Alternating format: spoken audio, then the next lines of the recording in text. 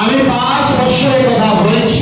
তাহলে এই যে ছেলে 5 বছর পর সে বাবার যে পরিচয় সেটার মালিক সে হবে। 5 বছর পর এই বাবা সে রোজগারের সমস্ত অধিকারী ছেলে হবে। কেননা আরসিএম আমাদের জেনারেশন ইনকাম দেয়। কি দেয়? Generation income. আমি কাজ করবো একবার আর আনন্দ টেনশন ফ্রি পুরো পরিবার হচ্ছে কি হচ্ছে না? আরসিএম করা দরকার কি দরকার না? প্রচার করা দরকার কি দরকার না?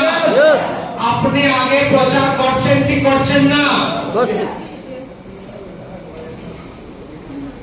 কে প্রচার করেন না?